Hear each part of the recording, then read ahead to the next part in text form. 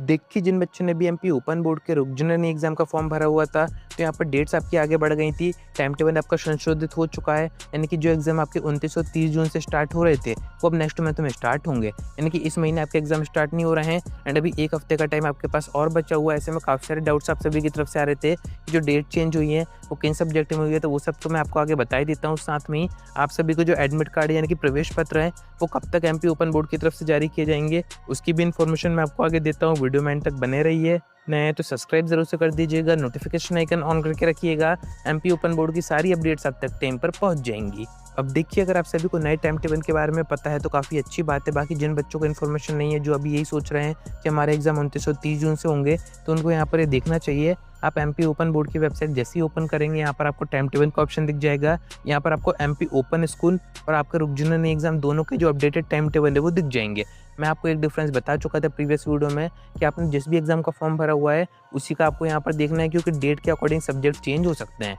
तो अगर आपने रुक जनरल एग्जाम का फॉर्म भरा हुआ है, तो उसका टाइम टेबल आपको देखना है। एंड अगर आपने एमपी ओपन स्कूल का फॉर्म भरा हुआ है, तो उसका टाइम टेबल आपको यहाँ पर देखना है। क्योंकि दोनों की डेट्स यहाँ पर डिफरेंट है, 10th और 12th के आप अपने अपने सब्जेक्ट के अकॉर्डिंग डेट जरूर से नोट करके रखिएगा, जिस भी सब्जेक्ट का आपने फॉर्म भरा हुआ है, वरना काफ़ी बड़ा नुकसान आपका हो सकता है। अब देखिए, एडमिट कार्ड आएंगे तो उसी में आपको बताया जाएगा कि आपका एग्जाम सेंटर कहाँ पर आएगा। वैसे तो उसमें आपको डेट भी बताई जाएगी, जिस भी सब्जेक्ट का आपने फॉर्म भरा होगा कि उसका एग्जाम किस दिन है, तो उससे भी आपको काफ़ी सारी चीज़ें साफ हो जाएंगी।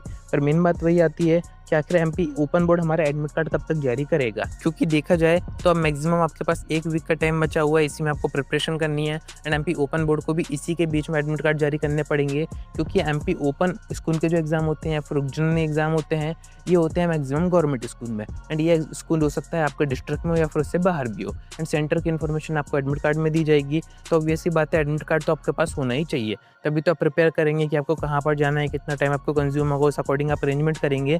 तो अगर आप यहाँ पर एडमिट कार्ड के ऑप्शन पे आएंगे वेबसाइट पर ही, तो यहाँ पर आप देखेंगे अभी किसी भी टाइप के रुक जनरल एग्जाम का एडमिट कार्ड यहाँ पर नहीं दिखेंगे। यानी कि जैसे ही आएंगे, यहीं पर अपडेट होंगे, यहीं पर सर्वर एक्टिव होगा, वहाँ से आपको अपना रोल नंबर या फिर आपका जो एप्लीकेशन नंबर है, उससे आप अपना जो एडमिट कार्ड है वो डाउनलोड कर पाएंगे। उसका आपको प्रिंट करवाना है और डायरेक्ट एग्जाम देने पहुंच जाना है। यानी कि इस पर आपको सिग्नेचर वगैरह करवाने की जरूरत नहीं पड़ेगी। बस प्रिंट फॉर्म में आपके पास एडमिट कार्ड होना चाहिए, साथ में आपके पास एक आईडी प्रूफ होना चाहिए। एग्जाम देने आपको दिया जाएगा, कहीं कोई परेशानी नहीं आएगी। एंड बात करें कि कब तक जारी होंगे, तो 1 से 2 दिन में आप सभी के जो एडमिट कार्ड है वो जारी हो सकते हैं। पूरे चांसेस बन रहे हैं। कुछ टीचर्स की तरफ से भी अपडेट आ रही है, तो वेबसाइट आपको चेक करते रहनी है। जब भी एडमिट कार्ड आएंगे, वो यहीं पर आएंगे, यहीं पर आपको सर्वर एक्टिव दिख जाएगा। उस पर आपको एंटर करना है, डायरेक्ट आपका एडमिट कार्ड डाउनलोड हो जाएगा। कहीं कोई परेशानी की बात नहीं है। अब सबसे मेन बात, जिन बच्चों की अभी तक तैयारी नहीं हुई है, जो ये सोच रहे हैं कि आखिरी टाइम पर हमारे साथ क्या पढ़े कि पास हो जाएं, तो मैं आपको एक काफ़ी बढ़िया ऑप्शन बता देता हूँ।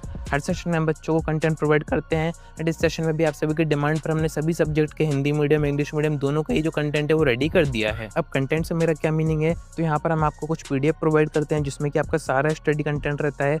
आपके 2 नंबर क्वेश्चन हो गए, 3 नंबर, 4 नंबर आपके ऑब्जेक्टिव हो गए, आपके चूज द करेक्ट हो गए, मैच द पेयर्स हो गए, जितने भी टाइप के क्वेश्चन पेपर में आ सकते हैं, जो कि एमपी ओपन बोर्ड के अकॉर्डिंग रहेंगे।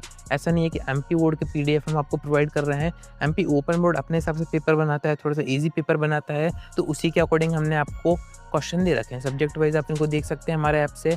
ऐप आप डाउनलोड करेंगे, रजिस्टर करेंगे, कैटेगरी चूज़ कीजिएगा, इंपॉर्टेंट क्वेश्चन में आप देखेंगे काफ़ी कम प्राइस पर हमने सुपर पीडीएफ रेडी कर रखे हैं। इसमें आपकी पूरी तैयारी हो जाएगी, फिर ना ही आपको परीक्षा बोध पढ़नी पड़ेगी, ना ही आपको अध्ययन पढ़नी पड़ेगी, साथ में एनसीईआरटी पढ़ने की भी आपको ज़रूरत नहीं पड़ेगी। आपकी पूरी प्रिपरेशन एक ही पीडीएफ से हो जाएगी। पास तो आप हो ही जाएंगे, साथ में काफ़ी अच्छे मार्क्स भी स्कोर कर सकते हैं। पीडीएफ में एक और खास बात है, इंपॉर्टेंट के अंदर भी हमने इंपॉर्टेंट क्वेश्चन एड कर रखे हैं, तो जिन बच्चों को बस उतना ही पढ़ना है कि पास हो जाए, तो उन क्वेश्चन को देख के जा सकते हैं, 100% आप पास हो जाएंगे। तो काफ़ी कम टाइम बचा हुआ है, जरूर से पीडीएफ बाय करके अपनी तैयारी शुरू कर दीजिएगा, क्योंकि ये आपके पास आखिरी मौका है। इसके बाद एग्जाम होंगे सीधे दिसंबर में, एंड उस टाइम तक काफ़ी देर हो जाएगी, सेशन ही आपका पूरा ओवर हो जाएगा, एक सेशन आपका खराब हो जाएगा।